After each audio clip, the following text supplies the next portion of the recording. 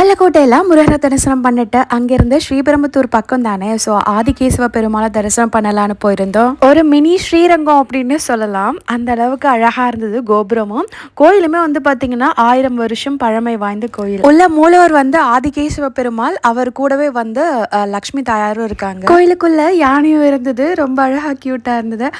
கோயில் நல்ல பெரிய கோயில். சாமி கும்பிட உள்ள போனதுமே சடசடன்னு நல்ல மழை. கோயிலுக்குள்ளே கொஞ்ச நேரம் இருந்து டைம் ஸ்பெண்ட் பண்ணிட்டு அதுக்கப்புறமா வந்து வெளியே வந்தோம். இது வந்து பாத்தீங்கன்னா ஒரு வைணவ கோயில், ராமானுஜர் கோயில் அப்படின்னு சொல்றாங்க. இங்க சாமி கும்பிட்டுட்டு நேரா அடுத்தது குருவாயூரப்பன் டெம்பிள் போனோம். அதுவே ஸ்ரீபெரும்புத்தூர்ல இருந்து கொஞ்சம் உள்ள இருக்கு. கேரளா போன மாதிரியே ஒரு ஃபீல் இந்த கோயிலுக்கு போனது. நாங்க போறப்ப கரெக்டா சுவாமிக்கு செண்ட மேளத்தோட வந்து பூஜையும் ஆரத்தியும் நடந்தது. சூப்பரா தரிசனம் பண்ணிட்டு வந்தோம். இங்க மூலவர் வந்து விஷ்ணு பகவான் தான். எங்களுக்குமே ஒரு வித்தியாசமான அனுபவமா இருந்தது. டைம் கிடைக்கும் போது போயிட்டு வாங்க. அண்ட் ஃபைனலி என்னோட sari from R Seyon boutique WhatsApp number first கமெண்ட்ல இருக்கு.